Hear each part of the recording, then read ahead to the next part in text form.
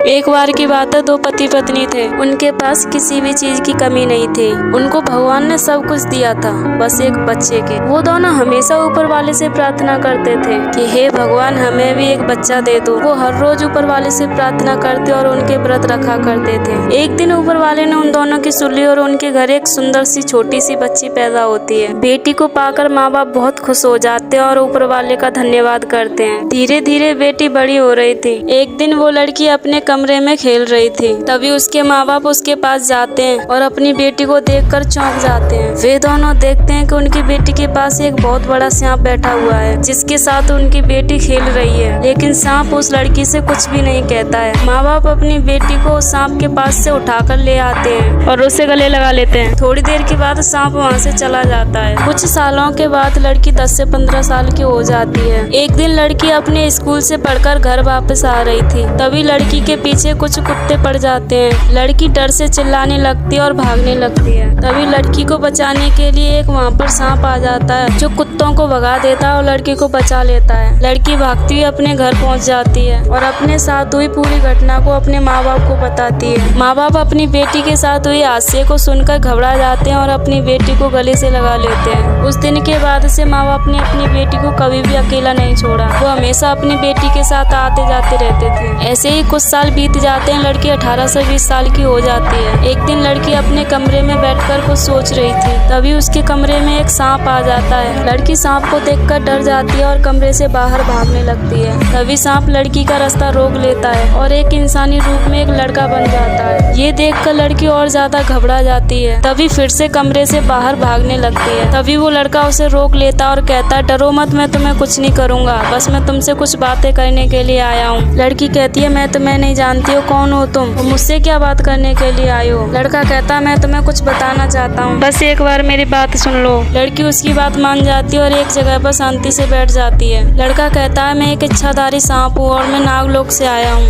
लड़की कहती है, पर तुम मेरे पास क्यों आए हो। लड़का कहता है, मैं अपनी प्रेमिका को ढूंढने के लिए आया हूँ, इसलिए मैं तुम्हारी मदद चाहता हूँ। लड़की कहती है, ये तो तुम्हें ही पता होगा तुम्हारी प्रेमिका कहाँ गई है, इसमें मैं तुम्हारी क्या मदद करूंगी। लड़का कहता है, मेरी प्रेमिका कहीं गई नहीं है, वो मुझे हमेशा के लिए छोड़कर इस दुनिया से चली गई है। लड़की कहती है, जब तुम्हें पता है कि वो तुम्हें हमेशा के लिए छोड़ के चली गई है, तो उसको ढूंढ क्यों रही हो। लड़का कहता है, उसने इस धरती पर दोबारा जन्म लिया है इंसानी रूप में, इसलिए मैं उसे नागलोक से धरती पर ढूंढने के लिए आया हूँ। लड़की कहती है, पर तुम उसे ढूंढोगे कैसे, वो तो अब एक लड़की बनकर आई होगी, वो तो तुम्हें पहचान ही नहीं पाएगी, फिर तुम उसे कैसे याद दिलाओगे कि तुम उसके पिछले जन्म के प्रेमी हो। लड़का कहता है, मैं उसे कुछ भी याद नहीं दिलाऊंगा, जब वो 25 साल की हो जाएगी तब उसे खुद ब खुद सब कुछ याद आ जाएगा।